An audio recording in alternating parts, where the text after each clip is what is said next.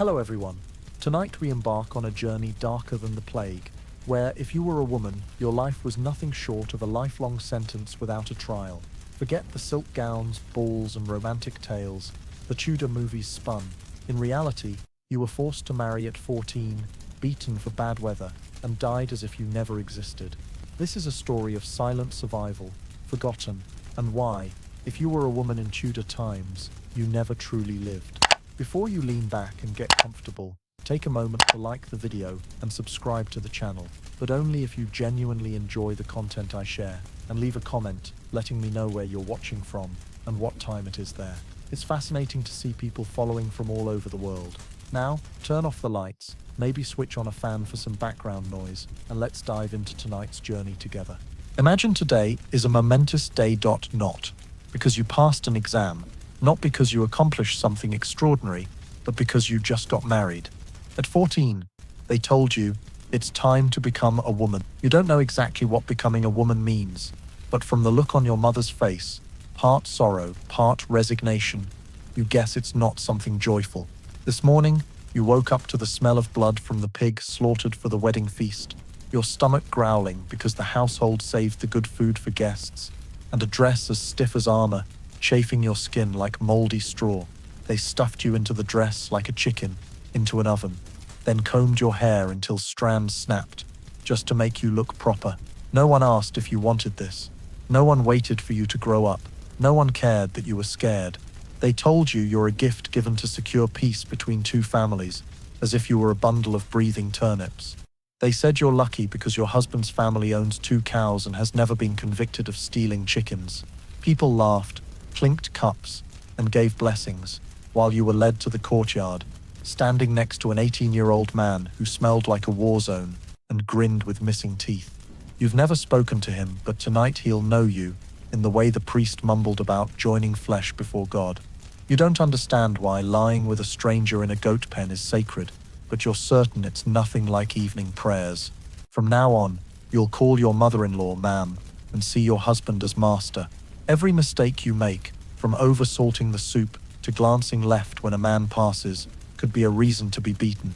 They say you've grown up, but in truth, you've just lost the only freedom you had left, being a child. And the scariest part is, this is just the beginning. You haven't yet been forced to bear children year after year. You haven't miscarried on a pile of straw. You haven't been blamed for your husband's drunkenness. You haven't been called a witch for knowing how to brew herbs. You haven't felt the pain of your body being treated as a tool for your husband's family to extend their lineage. But don't worry, those things are waiting for you. In fact, the whole village knows it. They've lived through it, witnessed it, ignored it. Because you're not the first to be married off like a goat traded for a sack of salt, and you won't be the last. While everyone is still gleefully eating the wedding bread, you're not allowed to touch, because you must keep up the bride's image. You're sitting alone in a corner of the courtyard, trying to swallow tears down a parched throat, not having had a sip of water all day. Someone laughs and says, "She's just shy," but you know better. It's not shyness, it's fear. It's the choked sob of a life that's just been officially stripped of control. And if you think, well, at least from now on, I'll be treated as an adult, wait until tonight, when you realize that being an adult in Tudor society means becoming the legal property of a stranger, for him to do with as he pleases, no permission or questions required. You could run, but no one would protect you. You could beg, but the law says your body belongs to your husband. You could argue, but a whip always wins over reason. And after that, you'll learn to stay silent. Silent when called disrespectful for crying. Silent when your mother-in-law teaches you how to stuff blood clots into a pig's stomach, because soon it'll be your turn to deliver your own child. Silent when night falls, and you lie next to a man whose breath smells like rotting cabbage, and whose hands don't know what gentleness is. Silent when each new day is another sentence to endure, because you're a woman in Tudor times, and the first thing you learn is you have no choice, not when you're born, not when you grow up, not when you love, and especially, not when you marry. Night falls faster than you expected. The wedding feast ended long ago, the guests are gone, leaving only the smeared pig's blood on the ground, and the faint sound of someone sobbing in the kitchen, maybe your mother, Or maybe it's just you in your mind. They tell you to go to the bridal chamber, but that room is really just a corner of a shed, smaller than a barn, sectioned off by a tattered, moldy curtain.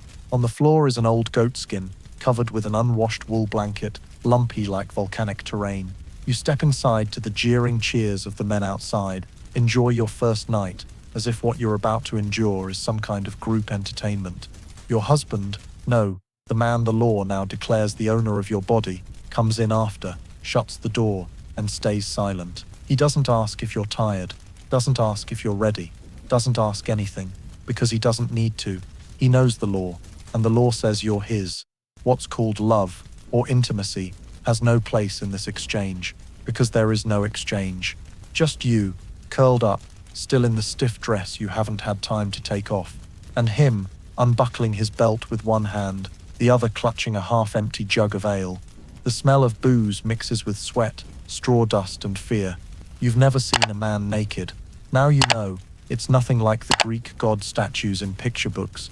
It's rough, coarse, and utterly alien. You have no time to prepare yourself, no help. All the vague advice your mother gave beforehand, halting words like endure it, it'll pass, or stay quiet, don't ruin his mood, now feels prophetically horrific. He's not gentle, he's not kind, and you, just 14, thinner than the broom in the corner, are pinned down like a sack of grain. You try not to cry out. You bite your lip, claw at the straw, pray in silence. But pain isn't something you can swallow. It burns, it's cruel, and it leaves invisible and visible scars. Each of his movements is a stab through a humiliation you've never been allowed to name. No one told you the first time could be torture. They only said, you must be a wife. They didn't say it meant being legally violated. No one said you'd bleed. No one said he might laugh afterward and brag to his friends about the wedding night prize, while you lie there in agony, legs unable to close, too afraid to ask, is this normal? When he's done, he turns over and snores like a pig, leaving you naked, shivering in the cutting cold, and a shame you have no one to tell. You have no words to describe what just happened, only that you've vanished, turned into a new piece of furniture in this house, freshly used for the first time. You wish you could slip outside, run away, swim across the river, hide in the forest, but you know there's no place for you out there. A runaway wife is a criminal. A woman without virginity is trash. A woman who accuses her husband is mad or burned. So you lie still, hold your breath. Blood seeps into the straw. You hear rats scurry by, and for the first time, you understand you're no longer yourself. You're a wife. You're a name on a marriage contract. Your property transferred from father to husband. You're a body that doesn't get a say. And your wedding night, the one books and paintings depict with roses, wine, romance, is just a dark, painful night, unwitnessed. No one comforts you. No one understands. You want to cry, but you're afraid he'll wake. You want to scream, but you've never learned words strong enough for that rage. And then you fall asleep, not from exhaustion, but from depletion. In your dreams, you dissolve into dried blood, into ragged breaths, into a nameless shadow, curled up beside a snoring man. And tomorrow will be the first day of your new life, the life you call marriage. You wake up before dawn, your breath turning to mist. The roosters crow from the other side of the tent wall, jolting you like a kick to an unfinished dream, where you lay on a clean bed with soft blankets and a window with curtains. But that's not real life. Real life is you just survived your wedding night, like a lamb slaughtered, now waking up in a pen called a bedroom. The straw roof above leaks from last night's rain, dripping into a small mud puddle near where you lie. A bony cat licks it like it's a gourmet bone broth. Beside you, your husband still snores like an ox, limbs sprawled over your body, as if you're an unfeeling bench. You push him off gently, not because you care about waking him, but because you're afraid he'll wake in a bad mood and punish you for something like breathing wrong. You sit up carefully, feet touching the freezing ground. You have no slippers. Slippers are a luxury, your husband's house, your new family, never thought to provide for women. You shuffle through the straw, where a hen is laying eggs next to an overturned rusty pan, and step outside for a breath of fresh air mixed with cow dung, kitchen smoke, and the stench of people who haven't bathed all winter. The house, or rather the oversized shed, you've lived in since yesterday is just one room. No walls, no doors, just a few mud and straw partitions and a cracked brick oven. In the middle is the kitchen. To the left, a straw sleeping area. To the right, an old pigsty turned storage, storing turnips, moldy flour, and a moth-eaten coat. Every morning you wake to the breath of 3 adults, 2 children, a lame dog, and an old woman no one dares ask the real name of. Maybe she's a great-grandmother, maybe not, no one's sure. Everyone lives, sleeps, and coughs in one space. And you, the new bride, get the privilege of a corner next to the chicken coop. They say you're lucky, at least their house has a straw roof. When I got married, we slept in a cave. They've got a husband who hunts. Some girls marry the cripple from the next village, one hand, groping the goats every night. Everyone says you're lucky. Funny, you don't feel it. Why does that luck feel like a curse wrapped in moldy bread? You step into the yard, unsurprised when you tread on fresh cow dung. Isa. The smell clings to your feet, warming them with each step. You don't bother washing it off. You'll just step in something else 5 minutes later. You carry a bucket to the well. The rope is rotted. The pulley squeaks like a trapped soul in a dull loop. Chickens dart past your feet, the biggest one named Marjorie. Not because she's special, but because she once pecked your mother-in-law's face and survived. You're a bit jealous of her. She might have more rights than you. While drawing water, you see your reflection in the well, tangled hair, dark circles, chapped lips, bloodstains on your collar from last night. You look around, no one's there, and for a fleeting moment, you want to drop the bucket hard and jump in after it. Drown, disappear, not because you're weak, but because you feel swallowed. Not by this life, but by the way they call your suffering luck. They don't see you sleeping under a leaky straw roof. They don't hear you stifle sobs at night when your husband rolls over and lifts your skirt again. They don't know the feeling of smiling while you're raw, thanking them for watery gruel, nodding when they say you're loved because you have a house, a husband, a straw bed, a chicken coop nearby, and that's more than enough. Enough that you can't complain. Enough that if you're sad, you're selfish. If you're angry, you're uppity. If you're desperate, it's because you don't know your place. So you purse your lips, haul the bucket back, heavy, wet, cold. The path is slippery, the ground sinks, your feet ache, your back bends, but you don't cry out, because Marjorie watches you from the coop roof, with eyes that seem to say, complain, and no one will listen. And it's true, no one does. Everyone's busy, busy living, busy surviving, busy ignoring. You pass your mother-in-law, she's scraping a goat's leg, humming what sounds like a prayer. She doesn't look at you, but when you set the bucket down, she says, morning already, and you're still moping. Smile. You got a husband who doesn't gamble, isn't crippled, doesn't fast. You're lucky, girl. You don't reply, you just turn away and smile. The faintest smile possible, so faint even you don't see it. Because here, no one wants to see your tears. They just want you quiet, patient, and grateful for the shed you live in, as if it's a palace. You've just poured water into the cracked clay pot, the fire smouldering with damp twigs, scavenged yesterday afternoon, because the forest near the village has been off limits since your husband's great-grandmother was toothless. Black smoke rises, stinging your eyes and nose, mingling with the acrid smell of ash, sweat, and the faint sourness of the half-cooked, half-dead porridge, simmering like it's on its last breath. That's your breakfast. No eggs, no milk, no sugar, nothing but water, bran, some turnip roots, a few beans left from last week, and the faint hope there's no maggots today. But even if there are, you wouldn't dare fish them out. Protein is precious, and if it doesn't bite you, it's a harmless dining companion. You stir the pot with a chipped wooden spoon, your hands slightly burned, sweat beading on your forehead, despite the freezing air outside. That's cold enough to solidify chicken dung. Meanwhile, your husband scratches his crotch, stretches, and says, "Where's breakfast?" As if you're a table that cooks and feels shame for being late. You ladle him a bowl fuller than yours, then take your own, less thinner, with something floating that you tell yourself is bean husk, not a dead roach. Next to the porridge is bread, a lump of dough hard as brick, made from black barley flour mixed with bark, lime dust, and whatever was left in last year's expired grain sack. Biting it is a gamble. Either your teeth break or the bread does. No one knows who'll win. You eat slowly, carefully, swallowing without chewing, because the neighbor's aunt lost 3 front teeth last month, rushing to chew morning bread, while running to douse her husband's latrine. You try not to gag, because the porridge has seasoned after weeks of re-cooking, meaning the pot's never been washed. They just add more water and ingredients. The charred bottom from last winter is now an essential part of the flavor.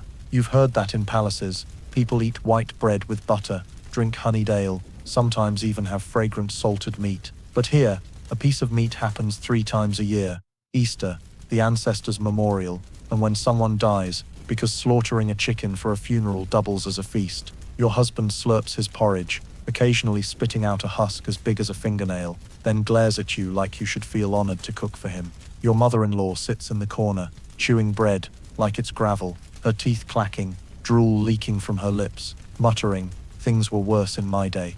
The kids cry, chickens flap in the corner, a dog steals a bowl of bran under the table, and you, fresh from your period, with a torn dress, hungry and dazed, must swallow breakfast like it's the best thing you'll get today. No one asks what you want to eat, no one saves the better portion for you, and absolutely no one lets you eat alone in peace. You eat standing, serving, cleaning, chewing, while glancing at the dirt window, where the sun hasn't risen because the sky's still grey as the bran in the pot. You once dreamed of eating sweet cakes, drinking hot tea, sitting at a table with a cloth, but now you eat mouldy porridge in a leaky roofed house and are told to be grateful you're fed. And you nod, because if you said this breakfast feels more like punishment than nourishment, someone would call you disrespectful. If you dared say you craved an egg, they'd call you greedy. If you coughed, because the porridge smells like wet chicken dung, they'd silence you. So you bow your head and eat, lightly, slowly, swallowing the shame, the stomach pain, and the fear that tomorrow will be exactly like today. Nothing changes, nothing gets better, and breakfast will keep being a bitter reminder that your life isn't for enjoying, it's for enduring, in silence, in hunger, and in the stench of moldy porridge that never goes away. You've just finished washing the dishes, when a shout cracks behind you like a whip through the air. "What's taking you so long, you turtle?" And before you can turn or speak, the slap lands, sudden and familiar as the morning rooster. Your husband just woke up, face flushed with anger, hair a mess like trampled straw, eyes red from last night's drinking, and something you don't even know. Maybe because the porridge was too thin, maybe because you didn't wash his bowl first, maybe because it's morning, and the sky's gloomy, clouds grey, birds silent, or maybe just because you're the closest thing he can lash out at. And you know any reason is valid, if he's the husband. You step back, clutching your cheek, swallowing tears, and ask softly, "What did I do wrong?" As if you have the right to know why you're hit. He roars, "You're questioning me. You dare question me. Insolent." And then the next hand strikes. This time on your shoulder, pain shoots to your neck. You don't fall, you're used to it. But you're dizzy, not from the blow, but from the absurdity. Your husband overslept. He's late for his hired grass-cutting job at the landlord's, and you, who woke before the rooster, lit the fire, boiled water, cleaned the yard, fed the chickens, cooked porridge, washed the pot, are the one blamed. He accuses you of not waking him. He says, "You let me sleep like a useless fool, shaming me before everyone." You want to ask, "Who told me to stay quiet so you could sleep?" But you don't. You're not stupid. You tried speaking once, and you remember that time he kicked you in the stomach. You lost a 3-month-old child after 3 nights of fever, and no one mentioned it again, like it never existed. Since then, you learned silence. A beating ends every conversation. You're not allowed to argue, dodge, or tell anyone.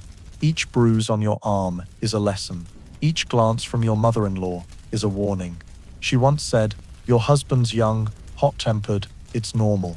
Women are like water, flowing to low places. Endure a bit for a peaceful home." And you've endured. For 10 months since coming to this house, you've endured every kind of punishment. For porridge too thick, for a yard not swept clean, for smiling when you weren't allowed, for talking to the neighbor's son at the market, just to ask the price of onions. Some days you were beaten just because he dreamed you betrayed him. Dreamed, not real, but his anger was real, and his hands don't distinguish between reality and nightmares, just like this society.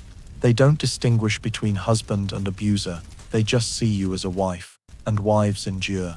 You remember asking the neighbor woman, "If my husband beats me every day, what do I do?" She answered without blinking, "Kneel and apologize." Women who aren't soft only hurt themselves. You remember that day, the sky was gloomy too, like today, light rain, cold wind, and the ground full of mud. You wash your hands in a bucket of water, cold as stone. Your cheek stings, your neck aches, but you still stand, adjust your headscarf, and go to the shed to get straw for the cows, because housework never pauses, even when you've just been hit. He grabs his hoe and heads to work. No glance back, no apology, no regret. Your mother-in-law shrugs, muttering, "My son's hot-tempered, but he loves his wife. His father was worse." Then she turns away, like you were discussing the weather. Your pain is just part of a woman's life. Everyone's been through it, so no one finds it strange. No law bans a husband from beating his wife. In fact, the law protects his right to discipline. Some places even sell willow switches at the market, called wife rods, with handles, carved patterns, and hanging cords, for husbands to use when needed. And you know, sooner or later, your husband will buy one, maybe on a rainier day than today, or when he loses at cards, simply because the meal's cold. You just hope he doesn't hit your face, because your face still has to greet guests, go to market, and pretend everything's fine. But pretending has been your main job for a long time. Pretending you're okay, pretending it doesn't hurt, pretending you're lucky to have a husband, pretending you deserve every slap, just for existing in a society that believes men can fix women with force. You wonder if tomorrow's sunny, with golden light, singing birds, sweet grass, will you be safe? Or will your husband be angry because it's too bright, his head hurts, or a bee buzzes near the well, and you'll still take the slap for it all? You're not sure, but you're sure of one thing: sunny or not, you'll still be hit. Because here, the weather's just an excuse. The real reason is you're a wife, and being a wife means you can be beaten anytime. You're carrying a bucket of water from the well when the kids run by, spilling half of it onto your feet, chilling you to the bone. That's the closest you've come to water in a while, and the only time today you might feel clean, if you can call water murky with mud, sand, chicken dung, and dead insects clean. But in Tudor times, cleanliness is a cruel joke. People believe bathing opens your pores, and pores are like the back door to your soul, just waiting for germs, bad air, and Satan's curses to flood in. So people don't bathe, ever. Not because they're poor, not because they're lazy, because doctors say so. And you, a common woman, live by that medical truth every day. You can't remember the last time you had a full basin of water. Maybe when you were still at your mother's, when you had scabies so bad, she boiled bitter herbs to soak you in. Now the scabies are gone, but your body odor lingers. You might wipe yourself with a damp rag wrung from leftover rice washing water. Some days you take off your shirt and see red welts on your back, green mold around your hairline, and skin flaking off like winter snow. But no one worries, no one cares, because it's normal. Everyone's like that. The neighbor woman says, "Scabies are a sign God's purifying your body."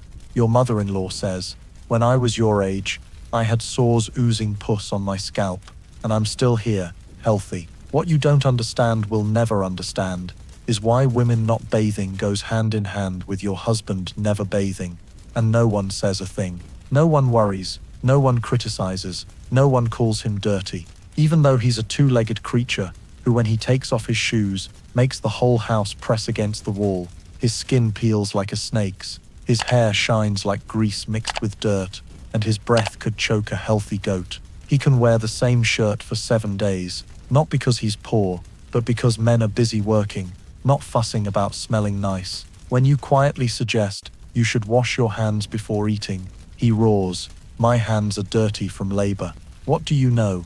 But you have to be clean, though you're not allowed to bathe. You have to clean dishes, pots, beds, dresses, even your thoughts. Oh! You have to know how to wash clothes with ash, scrub your back with dry straw, deodorize by rubbing crushed wildflowers on yourself, anything to hide your real smell. You live in a world where a man's odor is masculine, but a woman's is filthy, shameful. If you sweat, a problem. If you stink, you're scolded. If you have body odor, You're called a wild woman, living like a beast. And if you try explaining you can't bathe because the water's dirty, the well's far, or no one gives you time alone, they'll say, you're just lazy.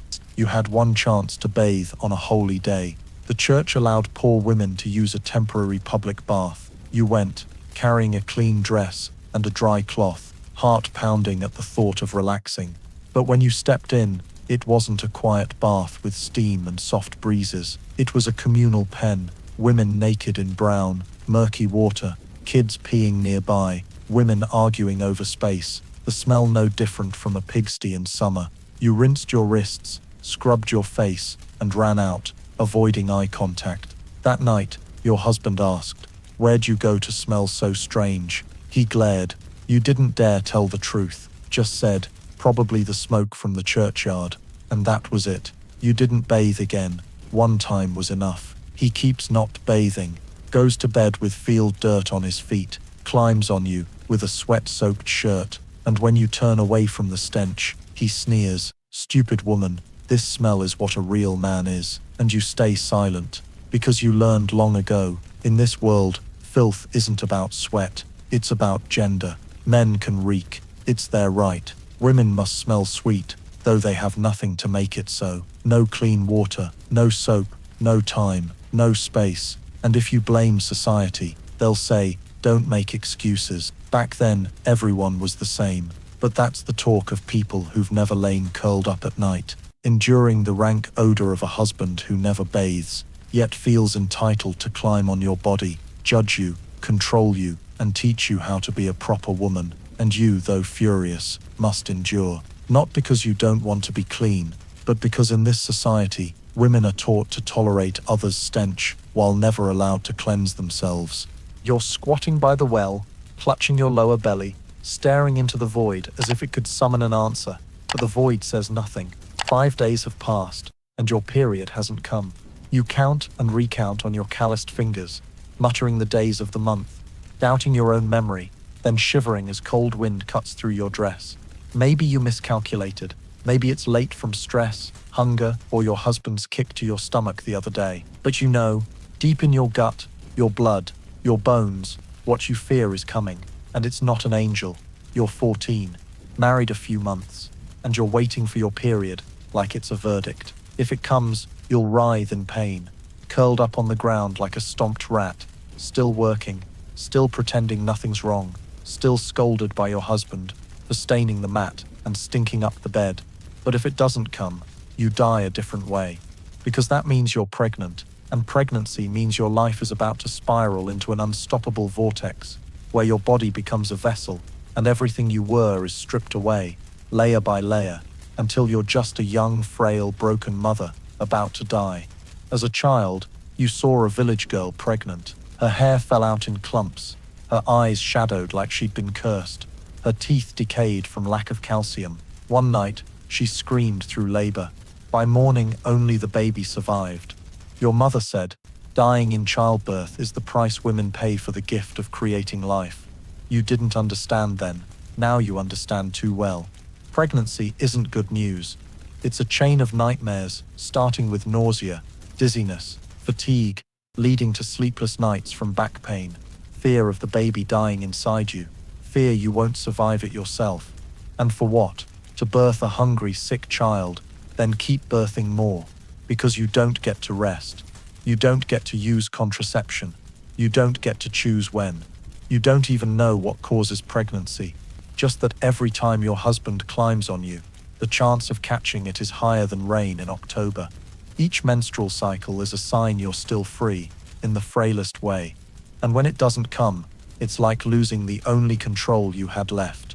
You don't dare tell anyone, not out of shame, but because if you do, the whole house will rejoice. Your mother-in-law will grin. Good job. Fertile like that is a blessing. Your husband will pat your shoulder like a livestock trainer. Well done. Then they'll plan the birth, the name, the straw for the midwife to spread, as if birthing is as simple as chopping wood.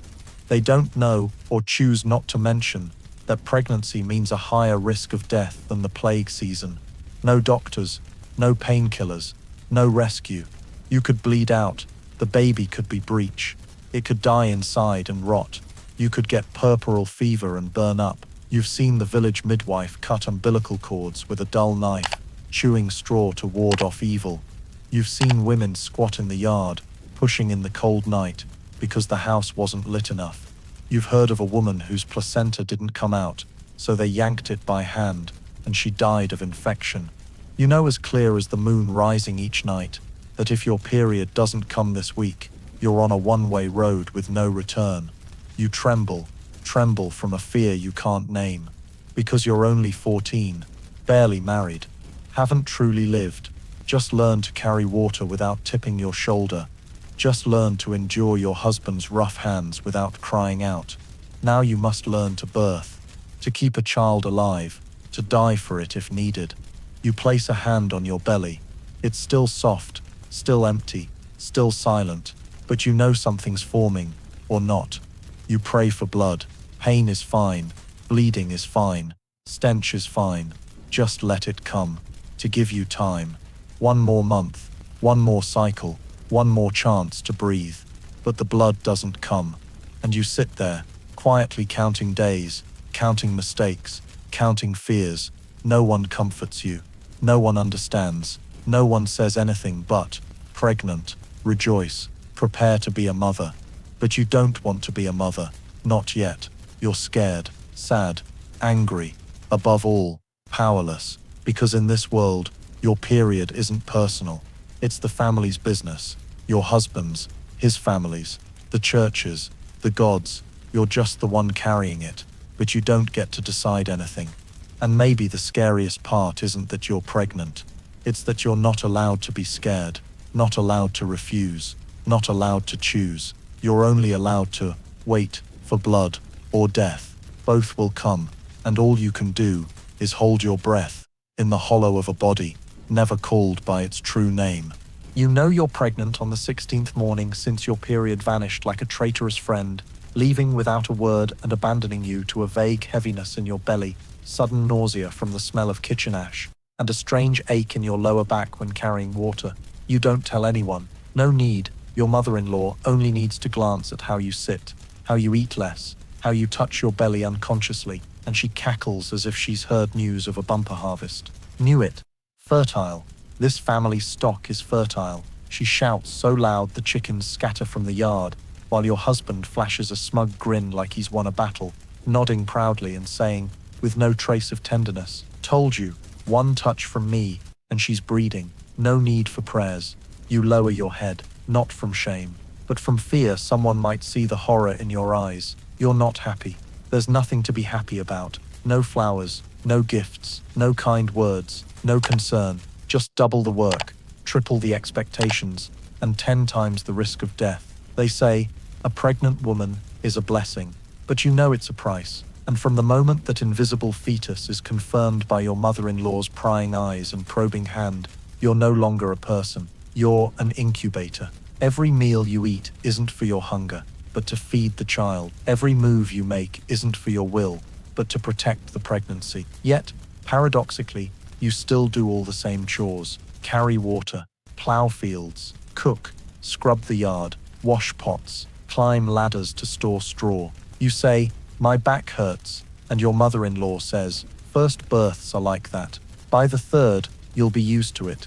You say, "I feel dizzy," and your husband says, "Lazy, just admit it." You faint once in the yard, carrying 2 buckets, falling into cow dung, hitting your head on a rock. When you open your eyes, your mother-in-law is splashing water in your face, scolding, "Wake up, or you'll miscarry, and don't blame me." No one hugs you. No one asks if you're hurt. No one helps you to bed, because you don't have a bed. You sleep on straw, with an old wool blanket, amid mold, dirt, and the sound of rats gnawing the walls. Your pregnancy grows. Your belly swells as your back curves. You don't get a new dress. You tie extra cloth to your waistband. Your feet swell. Your breasts ache. Your hair falls out. You can't lie on your side at night. Each breath feels like carrying a boulder in your chest. But you don't get to rest. You hear your mother-in-law say, "When I was pregnant, I still harvested wheat, then birthed, and went straight to herding cows after washing my face." pregnant and wanting to lie down just spoils the child. You try until your nose bleeds every morning. Try until you wet yourself coughing. Try until you can't get up, but still crawl to the kitchen because your mother-in-law yells, "If the water's not boiling, who's cooking?" Some nights you cry from cramps, hip pain, exhaustion so deep you want to faint, but you bite your tongue because if you cry out, your husband grumbles. Moan like that, you'll die in childbirth. And dying might be okay. You think it often. If you don't make it, at least you won't have to birth a second. At least you won't live in fear of tearing apart, bleeding out, or having the midwife rip out the placenta with bare hands. You hear village whispers. Mrs. N bled for days after birth and died like a wilted leaf. Miss Haight had a breech birth, head last, pushed till her eyes bulged, and the baby still died. Some woman birthed 3, all died young, and they called her cursed. You hear and you see yourself in every story. You see yourself as a corpse not yet buried, a mother, not yet a mother, a person about to be erased from this world, leaving a milk-starved baby and a family thrilled they continued the line. No one rejoices for you. They rejoice for the pregnancy, for doing your duty, for your belly swelling like a pumpkin, for the trousers you can't button. But you don't rejoice. You feel like a stone rolling downhill. Each day, you're heavier, wearier, closer to the earth. And everyone claps. They call it your calling.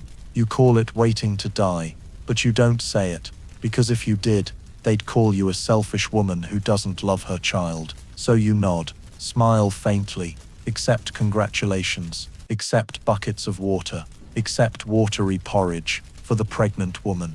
And each night you lie flat, hand on your belly, wanting nothing more than something so simple to survive this. But you know, in Tudor times, survival isn't guaranteed. It's a privilege, and pregnant women have no privileges, except to be proof of a society that celebrates your belly, but never asks, "Are you happy?" The pain starts at midnight, a faint twinge at first, like cramps from moldy porridge, then spreading, clenching, relentless, like someone's tying a thorny rope around your belly and tightening it with each breath. You try to hold it in, thinking it might pass. Maybe it's just gas, a false alarm, but when you stand to pour water, a warm gush spills between your legs, soaking your dress, seeping into the ground, and you know no doubt now, the baby's coming. You call your mother-in-law in a trembling voice, and she scrambles out, shouting, "It's time, light the fire, bring straw, send for the midwife." No one helps you. You cling to the wall, brace against the table, standing there shaking as the first contraction hits like a hammer to your spine. Your husband stands in the yard, rubbing his hands, pacing like he's waiting for the forge to heat up. The midwife arrives an hour later, red scarf around her head, carrying a cloth bag, eyes sunken, breath reeking of ale. No doctor, no painkillers, nothing but calloused hands, a sharp iron knife, and a bucket of warm water nearby. You're laid on a pile of freshly spread straw, which you can tell hasn't been cleaned just by looking. The smell of rotting grass, rat droppings, kitchen ash, and pig's blood from last week's slaughter blends into a horrific symphony. You lie there, dress pulled to your chest, knees spread, no curtain, no privacy, under the curious eyes of children, whispers from the doorway, and the rooster's crow mixing with your own moans. Each pain is a wave crashing through your back, crushing your chest like a stone, making you grind your teeth until your lips bleed. The midwife presses your belly, shakes her head. "Breech, this one's coming out backward." Without another word, she dips her hand in warm water, reaches deep inside you. You scream, arch, try to push her hand away instinctively, but your mother-in-law pins your shoulders. "Shut up, scream again, and you'll curse the baby." No one's gentle. No one asks if you have strength left. They just need you to push, and push, and push. When you're exhausted, they give you a sip of ale mixed with water. When you say, "I can't anymore," they slap you. Can't. You have to. Birth, then die if you must. You push. Blood pours. Eyes blur. Ears ring. Your hands grip the straw until your skin tears. The midwife yells, "One more." The head's out. One more. But you have no strength. You just feel cold and pain, and tears stream down your cheeks, mixing with sweat, blood, amniotic fluid, into a grayish sludge, streaking your face like a warrior left on the battlefield. Then a cry, a shrill, piercing, feeble wail. You don't know if it's your child or the last scream of your womb before it collapses. The midwife grabs something red and slippery, holds it up, and declares, "A boy." The house erupts. Your husband laughs triumphantly. "Well done. A firstborn son brings blessings." Your mother-in-law sighs, "Like our side, tall like that." No one asks if you're still breathing. No one sees the blood still flowing. No one notices you fainted a second before the midwife cut the cord with her ash-smeared knife. You wake an hour later, back soaked and cold, thighs burning, a relentless sting between your legs like fire. Beside you, the baby cries, red as fresh meat, wrapped in pigskin cloth. You feel nothing, no joy, no relief, just emptiness and exhaustion. They tell you to sit up, to hold the baby, to nurse it, to walk so the blood doesn't pool, but you just want to lie there, stare at the ceiling, and breathe.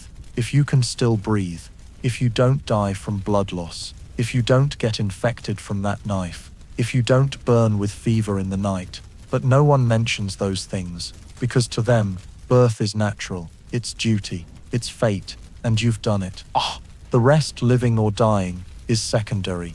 You hold the baby, hands shaking like winter leaves. It grips your finger, weak, tiny, and you don't know what you feel. Love, fear, hatred, or simply nothing, because you've drained every emotion birthing a child, amid blood, straw, knives, and whispered prayers no one's sure were heard. You once dreamed of motherhood as something beautiful. Now you know, here, it's just a near death. No one calls a sacrifice. They call it normal. You call it hell, but no one asks. Because your job is to birth, and you did. So shut up and keep living, if you can. You hold the baby, your body still trembling from the birth, like an earthquake ripped through your insides, your swollen feet unable to stretch, pain smoldering between your thighs, the unstitched tear oozing blood like a leaky tap in the cowshed, and you know you haven't passed death's door yet.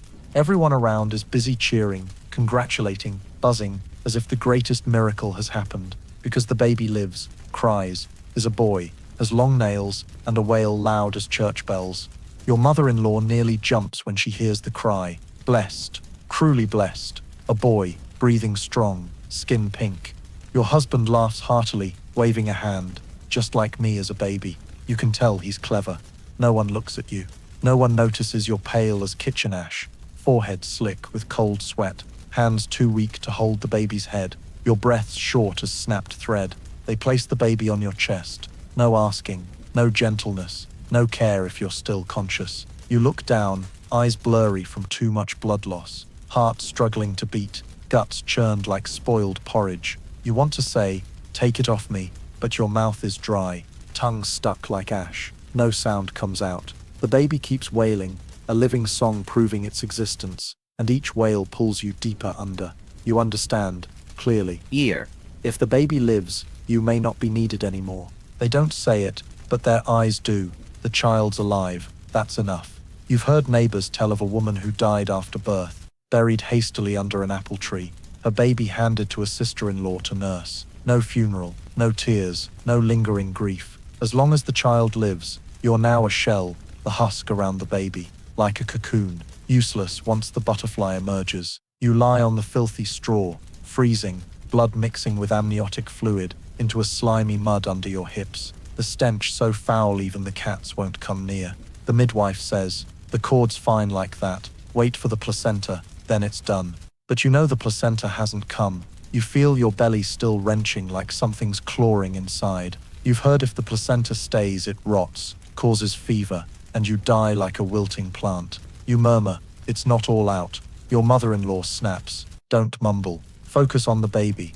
But you can't hold it. Your arms droop like wilted vines. Your head tilts. You exhale long, unsure if you'll inhale again. Your husband steps in, lifts the baby like a trophy, carries it across the yard, showing neighbors, "My boy, looks just like me." They laugh loudly.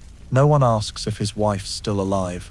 You lie there, alone, on blood-soaked straw, wind whistling through door cracks, laughter outside, and your chest's beat slowing.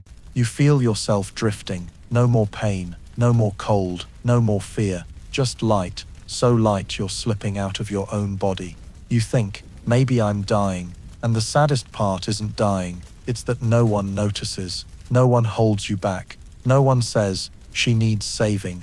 You're just a husk finishing its final task, being a mother. In your last conscious moments, you wonder if you die today, will anyone remember your name, or will they only recall you as the mother of the boy born on a drizzly night?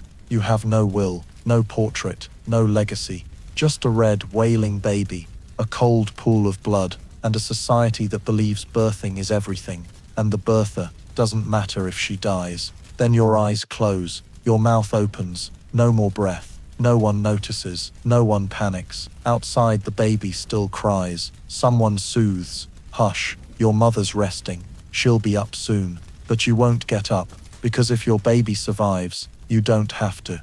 In Tudor times, women have two roles, birth and vanish, and you've just done both. You wake up, if you can call, opening your eyes in this dragging exhaustion, waking up, as the sun barely rises over the straw roof, casting pale light on your aching body, which feels like it's been plastered with lime over your bones.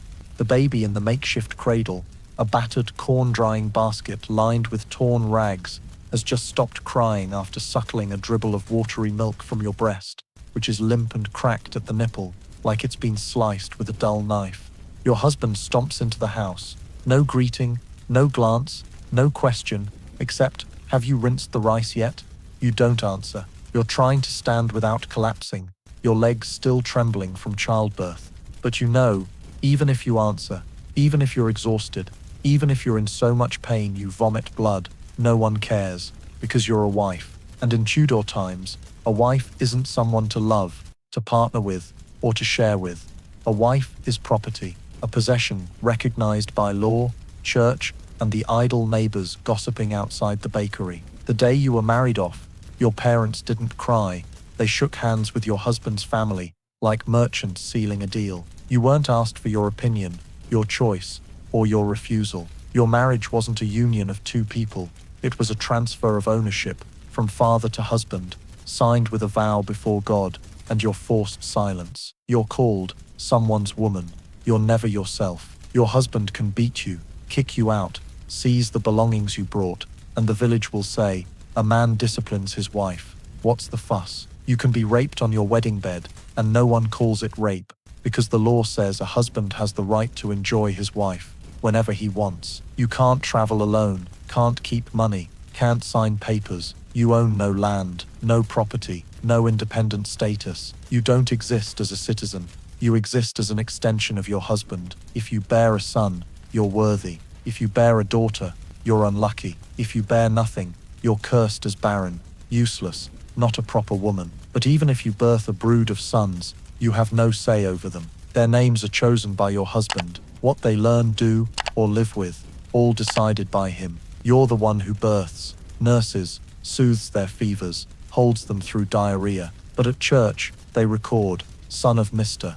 No mention of you. You're a wife, not a mother, not a family keeper, not a pillar, though you do everything. You're something, they say, belongs to him. If your husband dies, no one asks what you want. His property, house, tools, grain, goes to his brothers. You can be thrown out if you have no son to claim you. You've lived years in that house, tended that garden, built that fence, birthed in that corner. It means nothing. You're a temporary tenant, a walking shadow. You once heard an old village woman say casually, women belong to husbands like cows belong to the barn. Stay as long as you want. You'll never be the owner. You didn't understand then. Now you understand down to the aching gaps in your teeth from chewing unsoaked hard bread. You tried resisting once. You said you didn't want your husband to take your only woolen shirt to cut into rope for the horse. He slapped you, then kicked you into the yard. Your mother-in-law said, your fault, women don't know anything. You hoped, if you were obedient,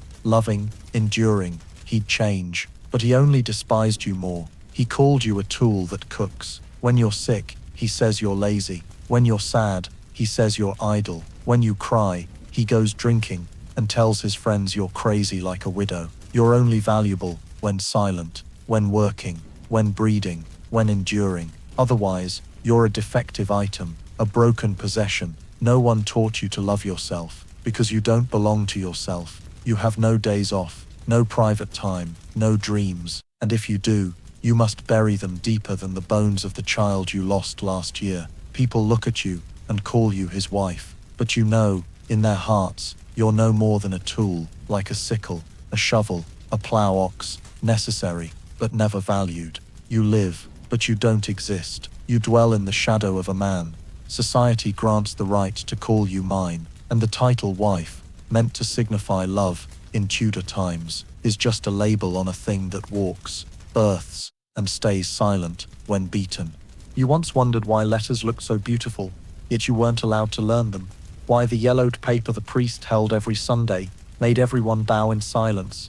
Why the books in the landlord's house were kept on a high shelf you couldn't reach or touch. As a child, you saw the boy next door learn to spell on a wooden board, scribbling with charcoal, and grinning when he read his own name, while you, same age, knelt scrubbing a vat of urine in the pigsty. You asked your mother why you couldn't learn letters. She said, "Girls who read struggle to find husbands." You asked why. She replied, "Because men fear women who know more than them." Then she handed you a broom and said, "This is what you should master." So your first lesson, literacy isn't for those with wombs. You grew up in legalized illiteracy, preached from church pulpits, reinforced by your grandmother's glares, your mother's pinches, and the times you asked, "What does this say?" only to be met with a scornful tongue click. There was another path, the convent, but that meant giving up everything: family, freedom, good food, and above all, the chance to live as a woman who could have a family. The convent wasn't a school, it was a holy prison for girls too smart to marry. You heard of a distant cousin sent to a convent for dreaming too much. They said she wrote poetry at night, talked to butterflies, stared at the moon without praying. Now she's shaved bald, wears rough robes, reads Latin scriptures daily, and never leaves the gate except for funeral processions. You imagine yourself in a convent, a freezing room, a window small as a peephole, bland vegetarian meals, prayers repeated until you dream them. But at least there you could learn to read, touch books, know the world is bigger than the kitchen fire, the cow barn, and your monthly cycle. But you had no choice. Your family wasn't noble, couldn't afford a dowry for God. Yes, even for God, women must pay a fee. So you stayed with orchestrated ignorance, with papers never opened, with letters only heard in the priest's sermons. You must believe because you can't verify. They read the Bible in Latin, a language you don't understand, and say God commands women to obey. You don't know if God really said that. You have no dictionary to check, no teacher to ask, just back pain from sweeping the yard, and sighs when you see the landlord's child holding a poetry book. You once picked up a torn paper blowing in the market, trying to guess the words, but your mother-in-law saw, snatched it, crumpled it, and threw it into the fire. Don't dream, your head's for carrying pots, not thinking. So you stopped. No more questions, no more searching. You accepted living by ear, listening to others speak, never allowed to respond with your own knowledge. Without letters, you have no voice. You can't write letters, can't record feelings, can't tell your life story, except through calluses on your hands and the repeated scoldings from others. You dreamed of learning to write letters to your child, a diary, a note hidden under a pillow, like in old tales. But you realized here, that dream is like wanting wings, beautiful, but useless, because in this world, a woman who reads is a threat. They fear you'll question, fear you'll understand laws, fear you'll find a way to escape, fear you'll write your name on papers, declaring, "I'm a person too." So they keep you in darkness, the darkness of ignorance, not chosen but planted in you like a sedative, and you live with it, in silence, in resignation, in the haze called fate. You teach your daughter to hold a broom, to stack straw, to keep quiet, but you don't teach her letters, not because you don't want to, because you don't know how, and because they succeeded. They took letters from your hands, and with them, your voice, your memory, and your right to tell your own story. You're standing in the kitchen, kneading dough, sweating, back aching like it's been plowed, when you hear shouting outside, your husband and his brother, arguing over whether to sell the cow for roof repairs, or keep it because it still breeds. You listen, wanting to say, "The cow's pregnant. Selling now is a loss." But you don't. You know the rules here. You don't speak on men's matters, not in the yard, not at the table, not about land, crops, livestock, or even your own body. You may live in that house, eat from that bowl, sleep on that straw, but your voice isn't part of the home, even when you're right, especially when you're right. Because Tudor men don't like being corrected by women, whether they miscalculated planting days or are giving the baby tainted water. If you speak, they call you insolent. If you're silent, they call you stupid. If you cry, they call you weak. If you smile, they call you brazen. So you choose to live as a shadow, quietly doing, silently knowing, never allowed to speak. Once, you foolishly spoke at dinner. Your husband was laughing about a newlywed in the next village who hadn't conceived, saying, "Her womb's probably dry as June dirt." Everyone laughed. You felt humiliated for her. You blurted, "Sometimes it's the man who's weak, not the woman." The table went silent. Your husband threw his spoon down, eyes blazing. You were dragged to the yard, slapped twice in front of everyone. No one intervened. Your mother-in-law just shook her head. "I raised him right. How'd she get such a foul mouth?" From then, you learned a key lesson. You can breathe, but don't speak. You can live, but don't express. No one asks your thoughts when they plan to sell the best laying hen. No one asks how you feel when your husband decides to take a concubine if he gets money. No one asks what you want when they discuss moving, trading land, or marrying off your child. Everything about your life is decided by others, usually the loudest man in the room, sometimes the mother-in-law with a broom and a tongue sharper than a knife. You once suggested steaming herbs for your child's cough, only to be shut down. "I birthed 8, I don't need your lessons." You once begged not to marry your daughter to the cross-eyed neighbor because she's only 13, only to be dismissed. That age is already late. Wait longer, she'll lose value. You can grieve, but tears have no vote. Even your emotions are controlled. Joy, know your limits. Sadness, hide it. Worry, called hysteria. Anger, scolded as madness. You survive each day by suppressing yourself to the lowest possible level, to not stand out, not disturb, not get beaten, not get thrown out. You hear talk of politics, kings, laws, where you have no say. You hear of church, doctrine, sin, where you can't question. You hear them judge you good or bad by how you walk, bow, or lift your face. If you say you disagree, even about chicken feed or how many days a week the child should study scripture, you're rebellious. And for a Tudor woman, rebellion is a sentence without trial. A talkative wife is labeled Gabby, fitted with an iron mask, tied to a public post to learn silence. A defiant wife is called a witch, shaved bald, set adrift in a river. A complaining wife is sent back to her parents, who'll slap you more for shaming us. So you learn to be silent inside and out, silent in your eyes, silent in your heart, silent in your dreams. And so you live, like a table that cleans, a pot that cooks, a bed that moans softly at night, but is made again by morning. You have no voice in the house, less in life. Your name is only called to summon you to work. Your words are only heard when echoing others. Your thoughts, if any, are dangerous, so best not to have them. You once dreamed of speaking your mind aloud, uninterrupted, unbeaten, unglared at, but in Tudor times, that's further than reaching a cathedral. So you live like a statue, dusty, voiceless, always told, "Stand still, you're pretty, don't say a thing."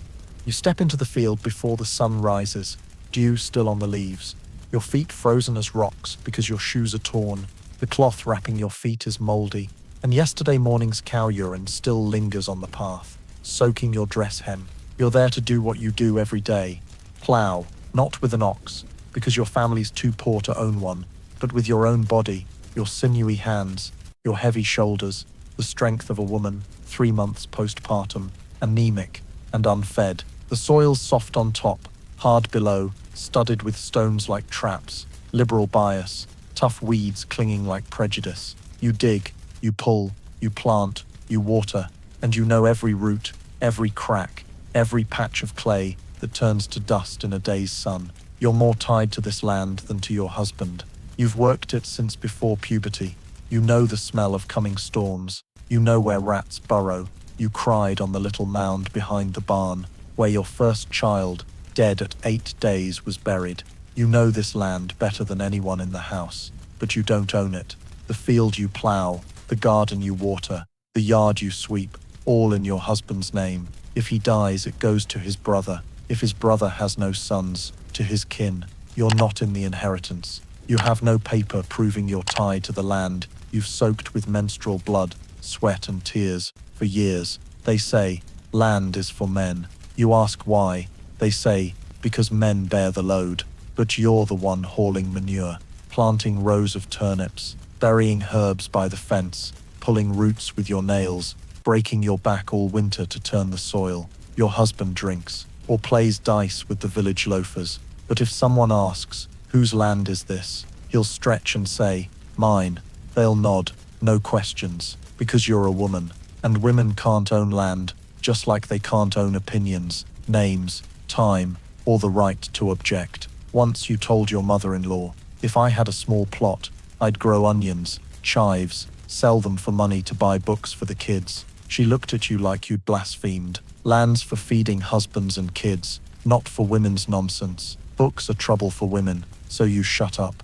But inside you count. Count the times you sowed without reaping, worked without a name, bled your hands on rocks without praise, without recognition. Once the landlord hired men to repair the field after a flood. You worked 2 days, broke a toenail, peeled handskin, but they paid men only. Your husband got 2 coins. You? A good job. Look like a dog getting a bone. You dreamed, if I had a small plot, I'd grow turnips and coriander, sell them at market, save for when the kids are sick. But you can't dream that. Dreaming of owning anything, when you're not allowed to own, is against the law. Even in dreams. If your husband beats you, you have nowhere to go. Your mother's land went to your brother. The convent doesn't take mothers. You have no home to return to. Your body, his. Your children, his kins. Your house, someone else's name. Your field, borrowed. Even in death, you can't choose your grave. Sold. You'll be buried at the field's edge, behind the house, under a nameless plank, where grass grows taller than memory. No one will write, here lies the woman who worked this land her whole life. They'll say, that guy's wife. That's all. You heard somewhere far away, women own land, have names, keep property after their husbands die. You don't know where. Maybe a myth. Maybe in books you can't read. So you keep plowing, keep sowing, keep burying your toes in mud, like you bury the last of yourself in land you can't call yours. And you tell yourself, as long as my kids eat, it's fine. But deep down, you're dying, not from hunger, but from living a life on land you worked, never allowed to call your own. You once thought, if you couldn't take it anymore, the smell of your husband, his shouting voice, his iron-heavy hands, the villagers' indifference to your new bruises, at least you could leave. Take nothing. Just get out of that house. But then the old neighbor woman said, divorce? In these times, only kings do that. And even then, they chop off their wife's head to get out. You laughed, disbelieving, but then you remembered Anne Boleyn, King Henry VIII's second wife, who refused to be a mistress and demanded to be queen. She changed England's church so he could divorce his first wife and marry her. She bore a daughter, Elizabeth, but no son. Then she was accused of adultery, incest, witchcraft, jailed, tried, beheaded in London's Tower Yard, all because the king was bored. If a queen fares like that, you think, what am I? A rag? A breeding cow? So, no, you can't divorce. It's not allowed. You have no right. Tudor law doesn't recognize divorce as a commoner's right. Marriage is sacred. No one can undo what God has bound, unless you're a rich man with church connections. If you, a woman, say, I want to leave my husband, they'll laugh in your face, then throw you out, or burn you, if you complain too. Someone told you, if your husband beats you and you're still alive, the marriage can be saved. You dreamed of escaping him, after he got drunk and dragged you by the hair across the yard, because the porridge wasn't salty enough. So, you thought, if I run to another village, change my name, live hidden, could I? But then you remember, you can't read, don't know the way, have no money, no help, no destination. If caught, you'd face public whipping, or a cage hung in the market. A wife who leaves is a criminal. Your husband can sleep with prostitutes, servants, or his friend's wife, and be called a hot-blooded man.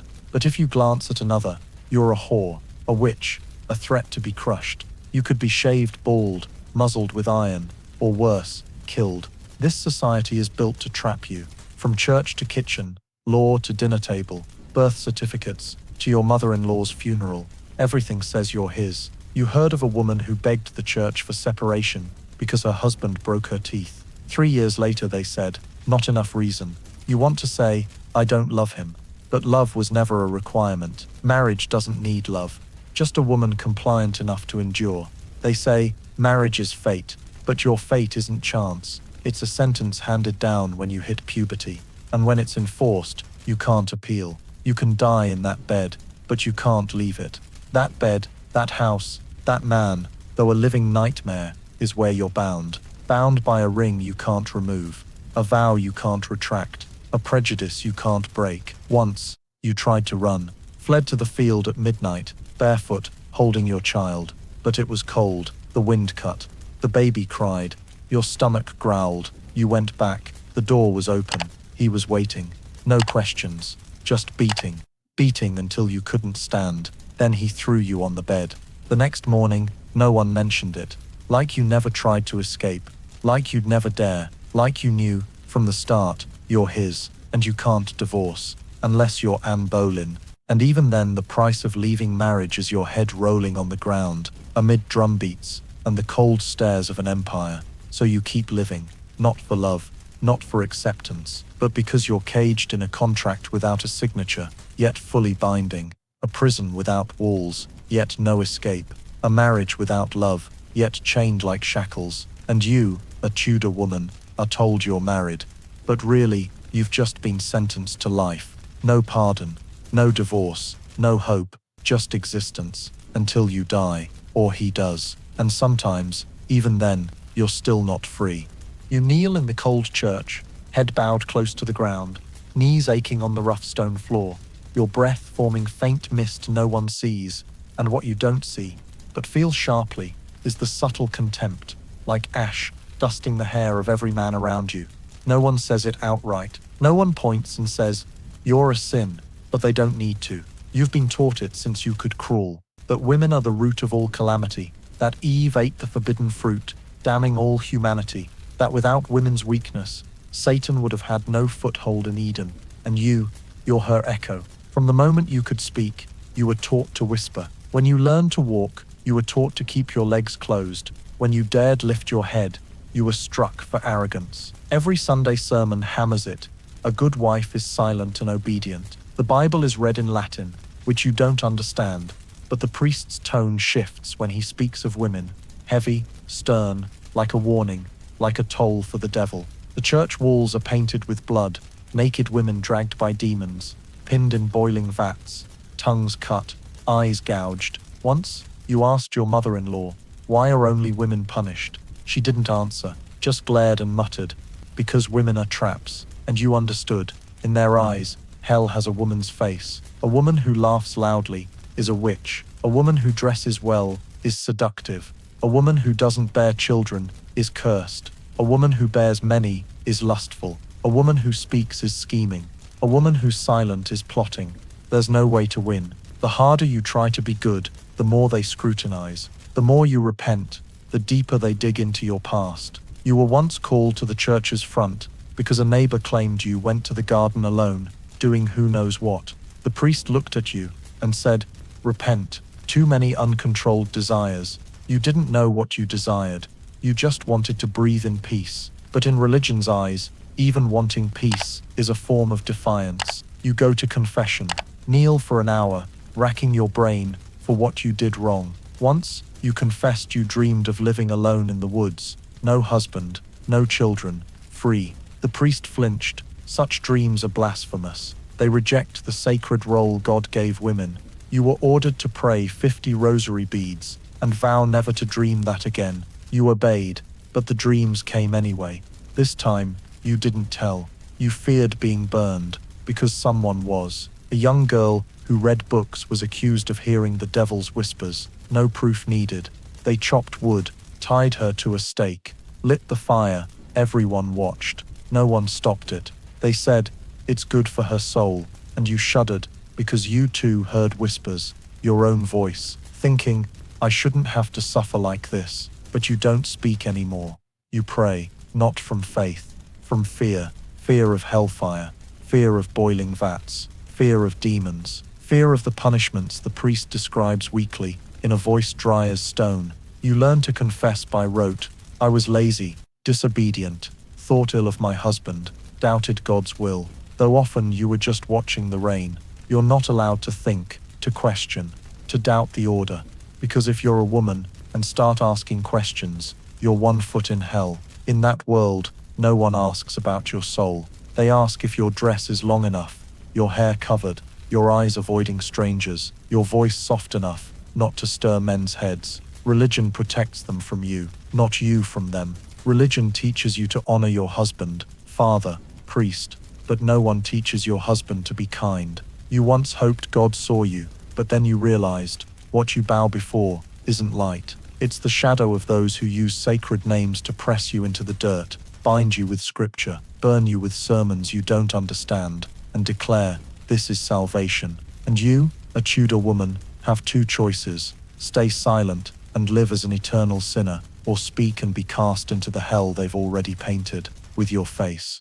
From childhood, you heard it like a curse, repeated from the church, your mother, your grandmother, every woman who survived by chewing the harsh teachings they dared not question.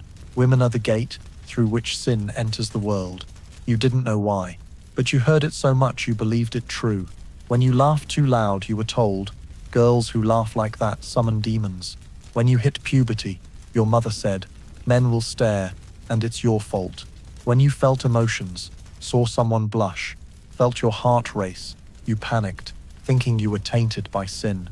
Because in Tudor times, they didn't need to explain, they just needed to sow fear, and you grew up with it, like you grew up with darkness. So familiar you mistook it for light. They taught you your body is a trap, your hair a noose, your voice bait, your eyes knives. Every part of you is a tool for Satan to wield, and you, the ever-open gate. You were taught to close it with silence, long dresses, headscarves, bowed heads, averted gazes. You mustn't look up, mustn't ask why, mustn't say I don't believe, because defiance is the devil's first sign. If you say, I don't think it's wrong to be stared at, they'll say, that's Eve's tongue. If you say, why aren't men accountable for their desires, they'll say, because women are the source of temptation. If you dare claim innocence, they'll point to the pulpit, reciting Eve, witches, menstrual blood as filth, wombs as chaos.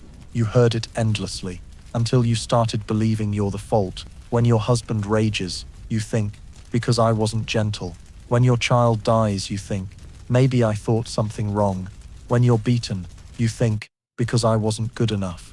You judge yourself nightly in silence, like confessing to a wall, not for forgiveness, but because you fear tomorrow will be worse if you don't confess. And no one objects. No one stands in church, raises a hand, and says, this isn't right, women are human too. No one defends you when you're accused of flirting for wearing thin cloth on a hot day. No one sides with you when you oppose your 13-year-old's marriage. No one speaks when your husband punches you at the village gate. They turn away, stay silent, bow their heads as you once did, and you realize the cruelest part isn't what they say about women. It's that no one says otherwise. No one stands against it. No one risks their safety to break a centuries-old prejudice. They tell you to be humble, but they mean obedient. They tell you to be chaste, but they mean invisible. They tell you to be holy, but they mean paralyzed. Because if you speak, question, reclaim your honor, they'll fear you. Fear you'll spread. Fear you'll spark. Fear you'll remind other women. We're not the fault. In a society where silence is unwritten law, one protest is rebellion. So you live like a mirror, reflecting only what others want to see. You wrap your questions in your headscarf. Fold your dreams like old clothes in a chest. Turn anger into kitchen fires, tears into vegetable broth, your voice into a vague nighttime cough. And you keep living, as if you're the cause, the gate, the crack, the start of all evil.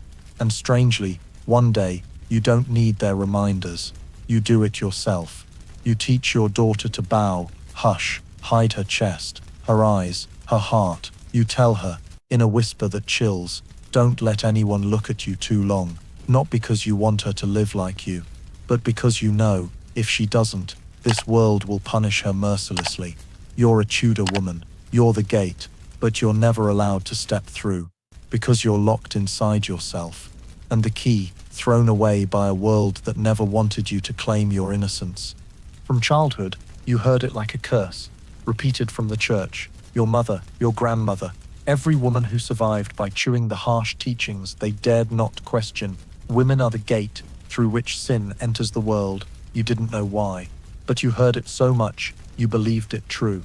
When you laughed too loud, you were told girls who laugh like that summon demons. When you hit puberty, your mother said, men will stare, and it's your fault. When you felt emotions, saw someone blush, felt your heart race, you panicked, thinking you were tainted by sin. Because in Tudor times, they didn't need to explain. They just needed to sow fear, and you grew up with it like you grew up with darkness. So familiar, you mistook it for light. They taught you your body is a trap, your hair a noose, your voice bait, your eyes knives. Every part of you is a tool for Satan to wield, and you, the ever-open gate.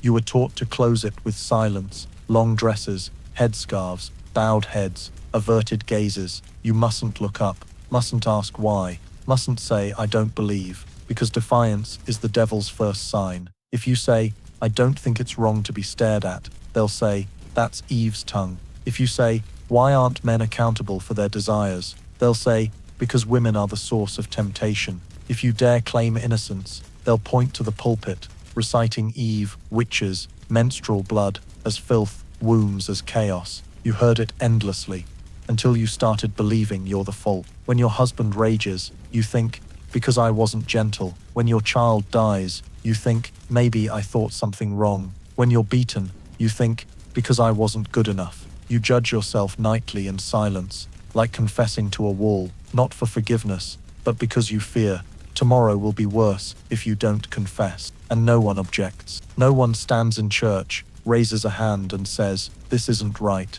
Women are human too. No one defends you when you're accused of flirting for wearing thin cloth on a hot day. No one sides with you when you oppose your 13-year-old's marriage. No one speaks when your husband punches you at the village gate. They turn away, stay silent, bow their heads, as you once did, and you realize the cruelest part isn't what they say about women. It's that no one says otherwise. No one stands against it. No one risks their safety to break a centuries-old prejudice. They tell you to be humble, but they mean obedient. They tell you to be chaste, but they mean invisible. They tell you to be holy, but they mean paralyzed. Because if you speak, question, reclaim your honor, they'll fear you. Fear you'll spread. Fear you'll spark. Fear you'll remind other women, we're not the fault. In a society where silence is unwritten law, one protest is rebellion. So you live like a mirror, reflecting only what others want to see. You wrap your questions in your headscarf,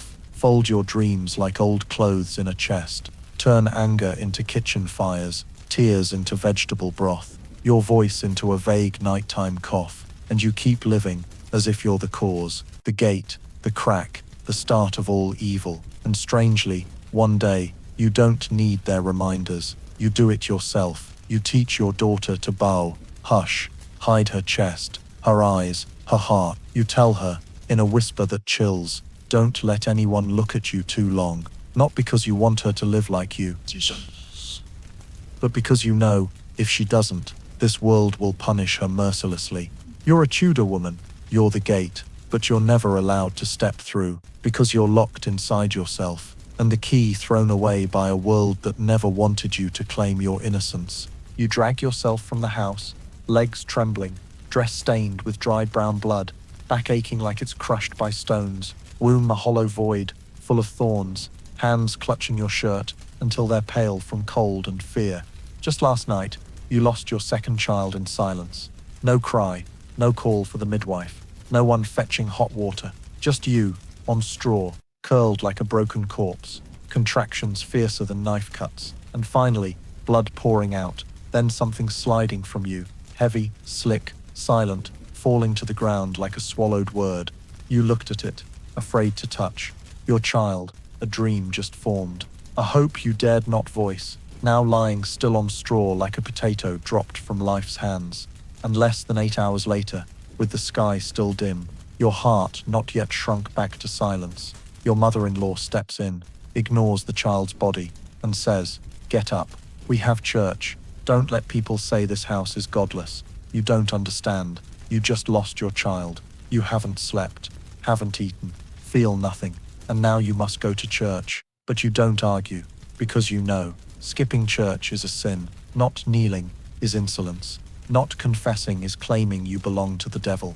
You change your dress, the moldy one saved for Sundays. Blood still seeps like unwiped tears. You stuff dry straw inside, hoping it absorbs enough to not soak through. You don't cry, not because you don't hurt, because you're past tears. The church is cold as stone, each wall carved from timeless indifference. You kneel on hard wood, knees bleeding, but you don't open your mouth. No one asks if you're in pain. No one casts a pitying glance.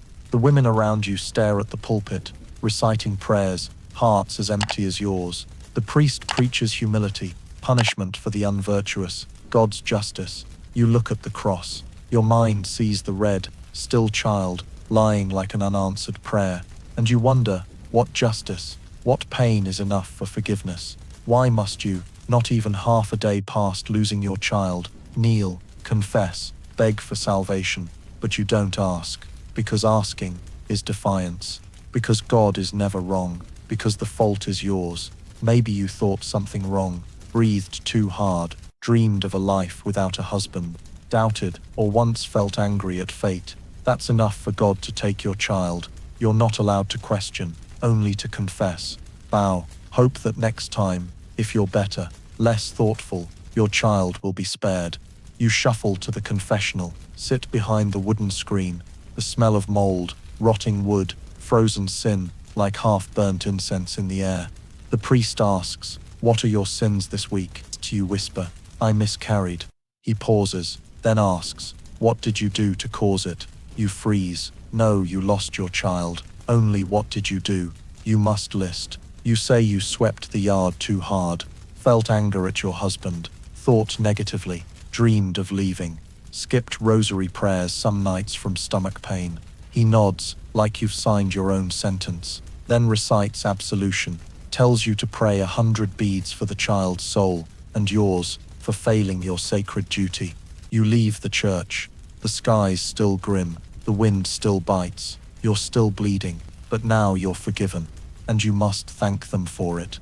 Thank a system that drags you to church before your loss has dried, that makes you kneel for a good God right after He took your child, that says pain is a privilege, and living to confess after loss is luck. And you, a Tudor woman, have no choice but to keep kneeling, confessing, believing, bowing, not because you're weak, because you're not allowed to look up. You started coughing 2 days ago, a dry, scratchy cough, smouldering like a fireless coal stove in your chest. At first, you thought it was kitchen smoke, the changing weather, or washing clothes too long in cold stream water. But the cough didn't stop. It worsened, each breath a stab from back to chest. Your head buzzing, fever rising in waves, forehead burning, eyes blurring, sweat pouring like rain in a freezing winter night. You know you're sick, truly sick, not tired, not hungry, not women's weakness, as your mother-in-law snaps when you lie down briefly at noon. But instead of a doctor, only called for the rich or noble, you're pinned to the bed. Your mother-in-law holds a moldy angelica root incense, lights it, waves it over your belly, muttering, be gone, evil spirit causing women's illness, be gone, so my daughter-in-law can cook dinner." Your husband stands by, arms crossed, watching like you're a cracked water jug, his eyes neither angry nor kind, just annoyed dinner might be late. Your child wails at the bed's foot, scared because its mother lies still, face pale, lips cracked and bleeding. You moan softly, "I'm cold." She doesn't fetch a blanket, but lifts your dress, ties a rope around your belly. Sickness comes from the womb, tie it to stop the poison spreading. You want to say, "It's not poison, it's fever," but you know if you speak, she'll say, "Talking nonsense means the devil's in you." Tudor times don't believe sickness comes from germs or poor hygiene. They believe it's from God or the devil. If you're good, God's testing you. If you're bad, the devil's using your body to spread sin. No one asks what you ate, how you rested, if you caught a chill, if you're infected after the miscarriage. They ask, have you thought anything bad lately? Been lazy, lustful, envious, dreaming, sinning in your mind? Each question is a hammer to your head. You shake your head. They don't believe you. They bind you with old cloth, place garlic under your pillow, call the priest, say he comes with a cross and holy water, sprinkling you like a field, chanting endless Latin while you burn with fever, eyes rolling white. He growls, if a demon's here, come out. If this is a test, endure it humbly. You don't need exorcism. You need warm water, a cool cloth on your forehead, herbs to lower fever. But you get nothing but suspicious stares and the family's irritation because you got sick during harvest.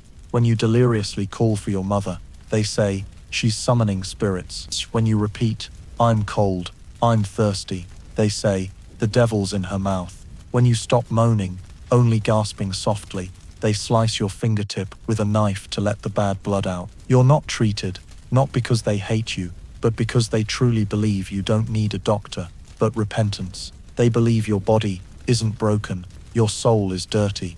And to fix a soul, no medicine, just rituals, prayers, shackles, and holy water. A village girl died after 3 days of puerperal fever.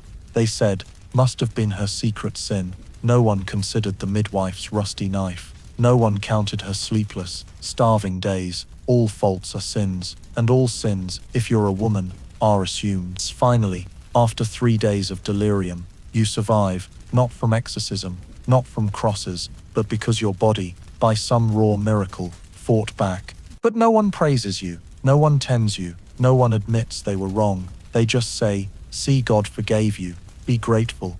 You smile weakly, not from gratitude, from exhaustion, because next time you're sick, you'll lie there again, suspected, accused, forced to repent instead of heal, because you're a woman. And in Tudor times, women aren't seen as bodies that can break, but souls that can rot, and rot must be purged, not healed, never. You're just boiling water, a pot to scald your child's fever-soaked cloths from last night, to steep herbs for your lingering pelvic pain, to clean your mother-in-law's footsore from a thorn. You boil it over a wood fire, as you did at your mother's, only this time adding dried herbs you prepared, mugwort, pennyroyal, cinnamon bark, things your grandmother taught you to warm the body when the wind turns. But in this Tudor village, where men never boil water yet think they know all about nature, 3 steps are enough to draw suspicious stares, gathering wood quietly, adding herbs without asking, checking the pot with focus. That's enough.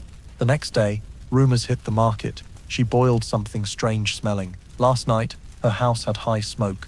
Her kid said she muttered while stirring. And witches first whispered not at a trial, but behind a vegetable stall, between 2 soldiers' wives, arguing over cucumber prices. You don't know, you just notice village women stop greeting you. Children run faster past your house. One morning, carrying milk to the well, someone whispers behind you, careful, her look makes pigs sick.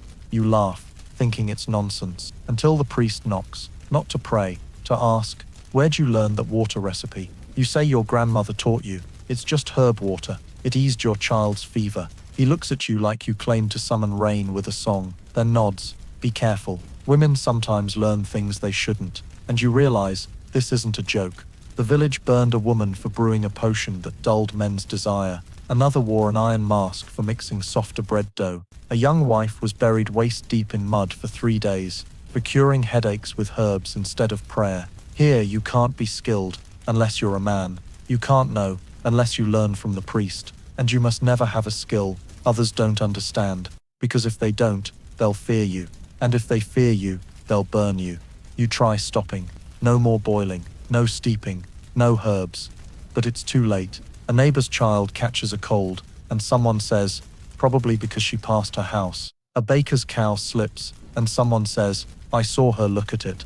An old man can't sleep, and someone asks, didn't she give him bread yesterday? Slowly, you're the focus. Not because you have powers, because you're weak, alone, and dared to boil water, meaning you dared to think differently. They come one afternoon, with ropes and eyes burning brighter than torches. They don't accuse you of murder, but of knowing what you shouldn't. You argue, it's folk knowledge. They say, only witches keep that knowledge. You say, my child was healed. They say, you made it sick to pretend to save it. You scream, let me prove it. They shout, that's how the devil argues. You go silent, not because you're guilty, because you know, here, trials aren't for justice. They're to prove their power. And you, who boiled water, are a mirror, showing they can be challenged by someone nameless in the church ledger. They drag you to the platform, tie your hands, read a smudged indictment, used herbs, caused hallucinations, whispered strange words, made odd-smelling water. You thought witches rode brooms, wore black. Now you know, a witch can be any woman who eases pain with herbs instead of repentance. They don't need proof, just fire. You look around, your husband bows his head, avoiding your eyes. Your mother-in-law cries, but pulls your child away from calamity. The people you gave bread to, helped carry water, now hide behind posts, none speaking for you. You know if you live, they'll fear you. If you die, they're safe. And you don't die for boiling water. Don't die for a mistake. You die because you knew how to boil water and didn't ask permission. In Tudor times, a pot of water can save a child, but if a woman boils it, it's enough to burn her life away.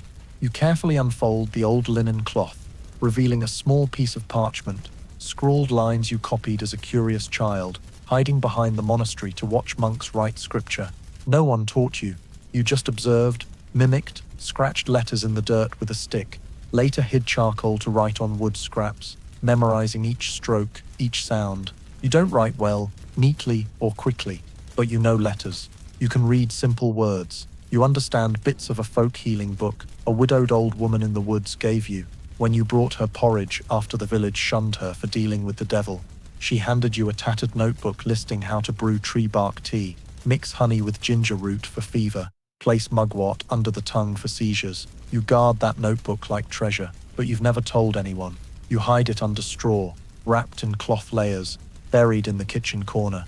You know if one person saw it, you could be dragged to the market square, tied to a stake, burned alive. In Tudor times, a woman who reads is unthinkable. They say, a woman who reads has a disordered mind, easily tempted by the devil. They say, writing is for men, whose heads are strong enough not to waver with knowledge. And women, a woman who writes is a witch. A woman who heals is a malicious hag, envious of God's power. There's no middle ground. Either you're ignorant, saintly, spinning wool, and praying, or you're a threat. And no one's there to protect you, if you're suspected. You remember when your child had a fever for 3 days, limp as dough, babbling in delirium. Your mother-in-law said, put it in the wind, let God decide life or death. You waited for night, took the notebook, brewed tea from what you recalled, bark, chamomile, dried ginger. You spoon-fed it to your child, wiped sweat, washed your hands with ash water, silently reciting your notes. If sweat starts to rise, body cools, wrap warm straw around the back and keep breathing steady. 3 days later, your child woke, but you told no one. If you did, they wouldn't ask how, but who taught her. If you didn't answer, they'd interrogate. They'd search your bed, find the parchment, call the priest, force you to confess, or die. You heard of Marjorie from the next village, who knew how to treat burns with tree sap. They said, she burned others' skin to have a chance to heal. She was tied up, tested by river, sink, innocent, float, guilty. She drowned.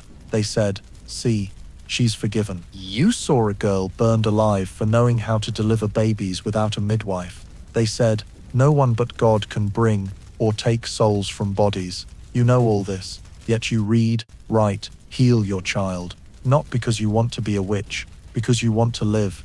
You don't want to watch your child die from fever, don't want to miscarry and rot from infection, because no one cleaned you with fresh water. Don't want to live like a puppet, waiting for others to decide if you can breathe. But every day you live like this, you're on a tightrope, a rope stretched between 2 cliffs, knowledge on one side, fire on the other. Lean wrong, you're fuel. They'll burn their own sister, mother, wife, just to keep their world unchallenged. Because knowledge, in a woman's head, is the first question to everything else. And in Tudor times, nothing's scarier than a woman who questions. So you keep hiding letters under your pillow, memorize dosages in lullabies, read at night, when wind whistles through door cracks, when the house sleeps, when it's just you, a trembling candle, and a faint charcoal line. Not all pain is sin. You whisper it, like a forbidden prayer. No one hears, no one knows, but you believe. Knowledge isn't for burning. It's the only thing that can save you, even in silence. You open your eyes before dawn, the smell of damp ash and rat droppings lingering, your baby whimpering from cold, your breasts dry since last night, your feet numb from lying on hard straw, knees aching from kneeling to wash clothes from morning to evening, in well water, cold as stone. Before you can breathe, your mother-in-law's voice rings. Daughter-in-law, start the fire. The rooster's crowed and no rice is cooked. You don't answer. You don't need to. Whether you stay silent, nod, or murmur, yes, the work piles up like last week's unswept ash. You rise, barefoot, stumbling to the yard, washing your face with a ladle of icy well water, starting your day. No thanks, no coin, no rest. You kindle the fire, boil water, cook porridge, feed pigs, sweep the yard, milk the cow, wash clothes, hang them, grind grain, scrub pots, clean dishes, wipe doors, pick up trash, watch the child, soothe the child, pick vegetables, cut straw, clear manure, wash your mother-in-law's feet, brew tea for your husband, prepare lunch, wash dishes again, clean the house, mend clothes, squeeze soy sauce, on and on, until dark. You're still standing, cooking dinner, stoking the fire, airing blankets, soothing the child to sleep, tending the flame, soaking a cloth to wipe your husband's feet, then sitting, not to rest, but to mend the shirt, torn at the back from straw. Every day passes like this, repeated. No wages, no ledger, no end of shift, no praise, no good job, well done, you've worked hard, just demands. Hurry up, so slow, why eat so lazily? Don't sigh, no one's free to listen. You don't complain, not because you're not tired, because you know, if you do, they'll snap. Who here doesn't work? If you pause, they'll say, if you don't work, get out. But where would you go? No money, no land, no papers, no one on your side. And you know the world outside is harsher, without being someone's wife. You're a laborer, but no one calls you a worker. You keep this house running, but they see you as an old tool, expected to function. If you're sick, they say, push through, cook first, then rest. If you're too ill to stand, they say, she's faking to dodge work. If you ask for a day off, they snap, lazy as a cat, letting her sit idle. You've worked since girlhood, washing your father's shirts, mending your brother's pants, hauling water for your mother. Then you were married off, and the work tripled. No one pays you. No one thinks they should.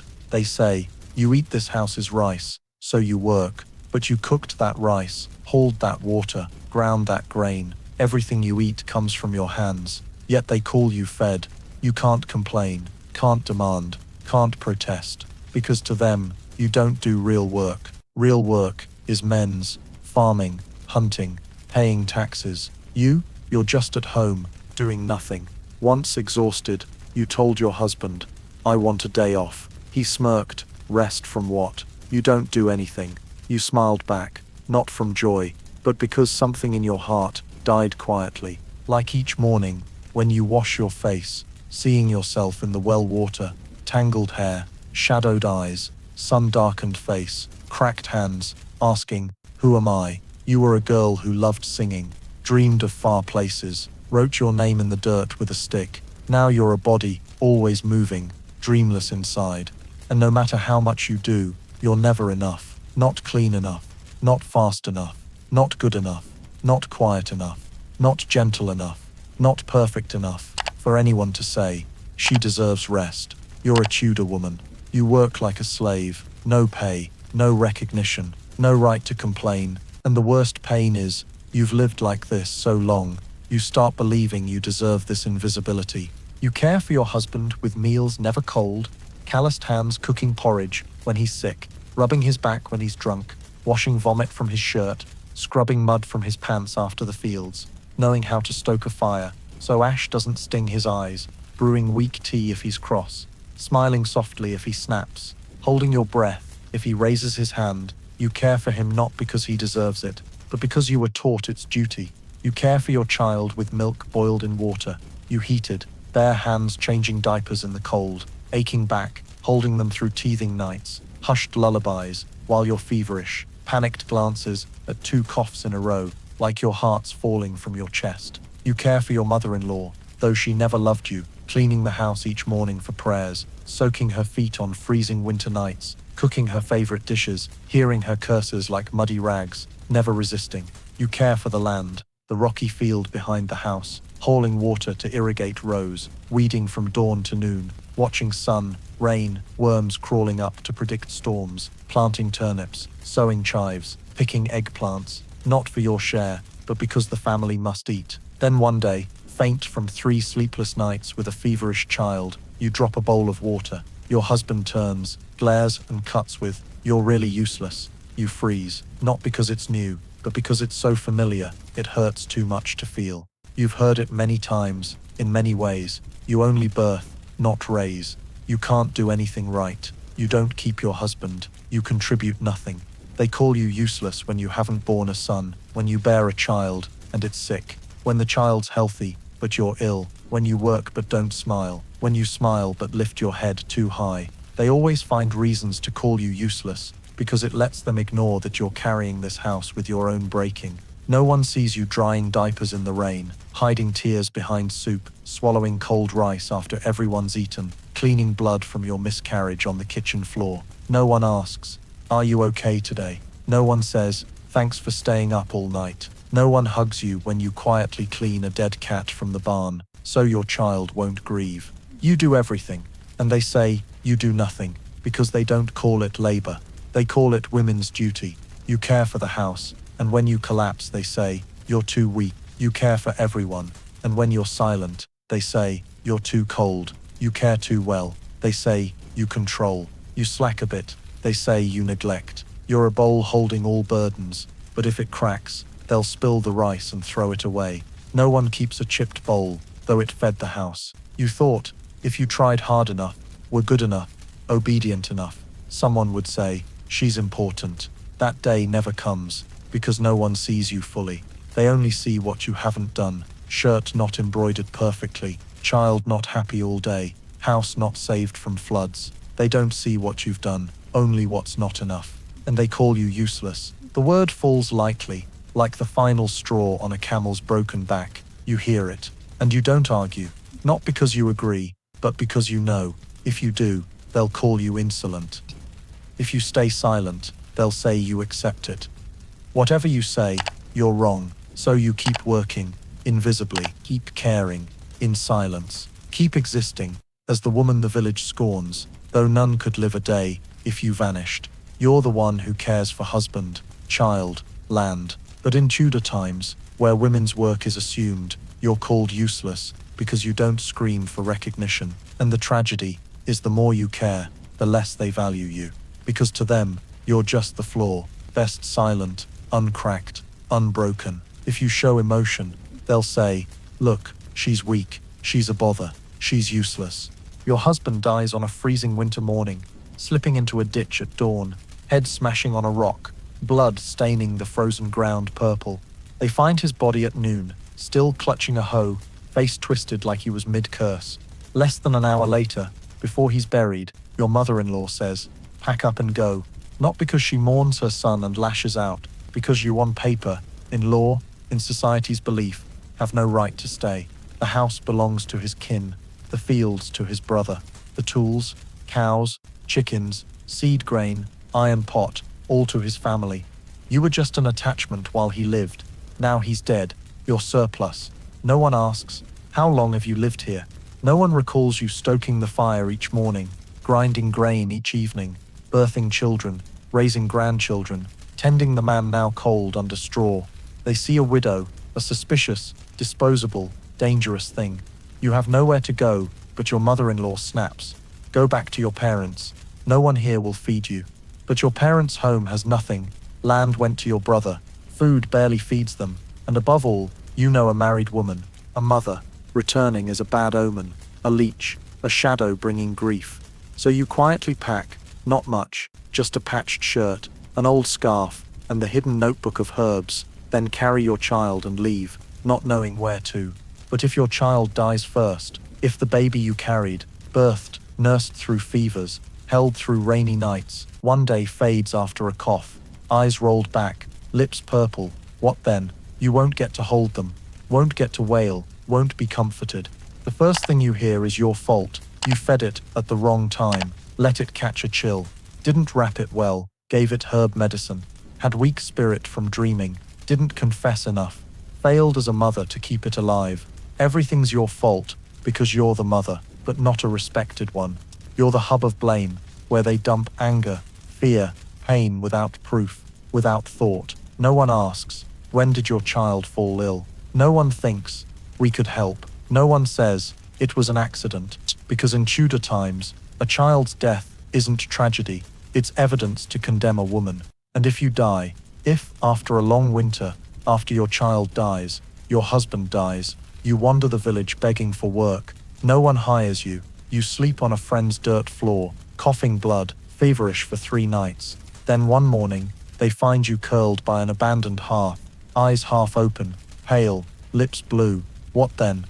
No church bells, no tears. They'll say, a widow starved, then toss your body in a pit behind the village. No marker, no flowers, no farewell. Same place as dead pigs, trash, nameless drifters. You worked, cared, endured your whole life, but die like a stone rolling off a cliff, silent, gone, traceless. They'll remember your husband's name, your son's, if male, the house you lived in, if it had fields, but your name, never recorded.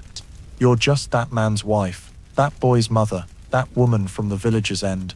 Your death isn't a loss, it's an empty space for someone else to fill, a new wife, a new servant, a new shadow, and life goes on without you. No one asks, how long was she tired? What did she dream? Did she ever love? No, they say, must have been weak-spirited, must have lived wrongly, must have been her time. No one cares, no one ever truly cared. You're a Tudor woman. Husband dies, you're evicted. Child dies, you're blamed.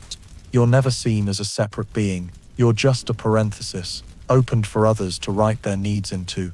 And when you're gone, it closes, silently. You don't recall exactly when your hair started graying.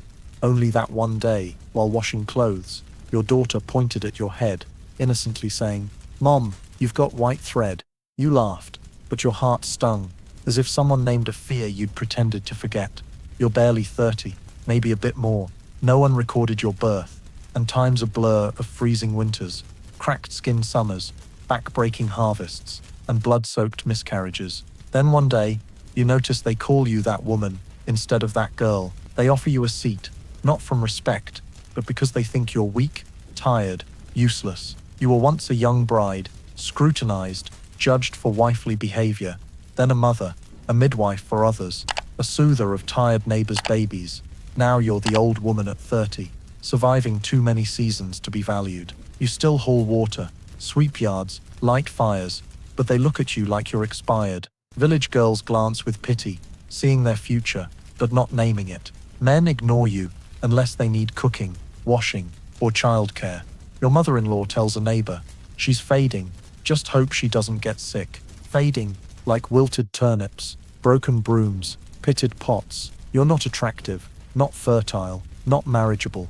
If you offer no clear use, you're a burden. No one says it loudly. They just skip you when sharing vegetables, exclude you from your child's future plans, look through you like air when new faces arrive. You're pushed to the margins, not by force, but by neglect. You know when they need you. Someone's sick, a baby cries at night, a funeral needs tending. But you also know, when unneeded, speaking up makes you out of place. Once you told your son his wife needs rest after birth.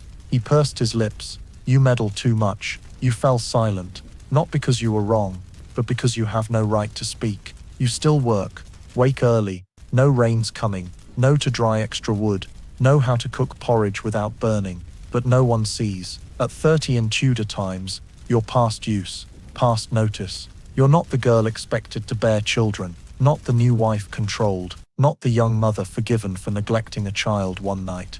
You're the woman past her prime, done with birthing. Worn out, they may let you stay to mind the house when they leave, not to share, not to ask, and you know one day, you'll lack strength to stoke fires, wash feet, fetch water. That day, you'll go from potential burden to real one. They'll say, why not go to the convent? Why not work for another family? They won't keep you. You've nothing left to give. Here, you're valued when young, nursing, hauling grain. So when you can't, you're a leech. Though you held the family together, though they couldn't survive without your sacrifice. You're a Tudor woman. At 30 you age, not in body, but in their eyes. And the pain isn't being called old, it's realizing you gave everything, only to find, at some point, you're worth nothing. No one recalls you with a center, they only see you fading into a shadow, silent, faint, forgotten, while still alive. You die on a spring morning, as birds sing beyond the leaky straw roof and sunlight slips through door cracks. The world unaware, a life is fading breath by breath. No one sees you die. You die curled on damp straw, hands clutching your belly, as if holding life's last warmth, eyes half open, crusted, mouth ajar like you meant to say something, but no one's there to hear. Last night, you coughed till your chest tore, each moan too soft for notice. Morning comes, they call you to light the fire, you don't answer. They touch your shoulder, cold, shake you, no movement. They glance at each other, whispering, dead, no tears, no wails, no one cries your name. Your husband long gone, your child working elsewhere, your grandchild too young to understand. Your mother-in-law looks at your body, says, cover it with cloth, drag it to the yard, someone'll bury it, wrapped in last season's grain cloth, tied with hemp, dragged across straw-strewn dirt to the back garden, where they bury the nameless, penniless, unmourned, no coffin, no stone, a hasty pit. They lower you in, heap dirt, that's all. No one recalls your love for daisies. No one knows you wanted to be buried near your mother. No one keeps your things. You had none. Your dresses go to a servant girl. Your broken clog is tossed in the fire. Your scarf is washed with rags. All vanishes, like you never lived. No one mentions your best village bread. Your stormy night delivery of a neighbor's child. Your son saved from fever with hidden herbs. Your few written words. Your healing knowledge. Your silent love for a sad song you never dared sing. You die, and you're forgotten. No candles lit, no stories told. No one says, there was a woman named. Your name, if recorded, is that man's wife, that boy's mother, that widow down the lane. Seasons pass. They forget your grave. Someone plants turnips there. A child plays. Rain washes away traces. You, who lived, loved, hurt, endured, smiled, held children, lost children, lit countless fires, staved off hunger, lived silently as a shadow, vanish like grass underfoot. No statue, no letter, no book entry. No one says, she existed. In Tudor times, women have no legacy, only duty. When it's done, they disappear. You were such a woman, now dead, silent, nameless, forgotten. But somewhere, in the night wind, your untold story lingers, and maybe, just maybe, one day, someone will find a small bone where you lie, wondering, who was this? If they listen, stay silent, dare to defy the loud voices. Perhaps your faint voice will speak for the first time, not to complain, but to whisper, I lived.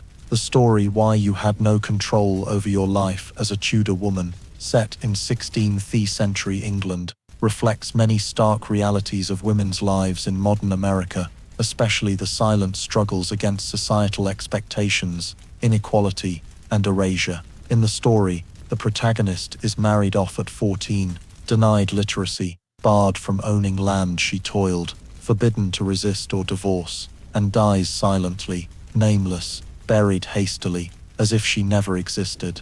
These details may seem historical, but look closer at today. From lower wages for the same work, the burden of family care falling on women, to women being dismissed after 30, and you'll see the past's invisible chains still binding the present. The lesson: don't let any society rewrite your life with the ink of prejudice. Speak up, learn, read, write, own property, claim your name in every moment you exist. In today's America, women can study, divorce, own businesses, have a voice. But if you don't dare use these rights, you're reliving a Tudor woman's life. Fight for your presence, even when no one asks you to speak. And when you leave, leave a mark, not ashes, but what you dared to do, choose, and live. If you believe forgotten stories like that of the Tudor woman deserve retelling, please subscribe to join me in exploring history's hidden corners. Thank you for staying until the end. See you in the next video,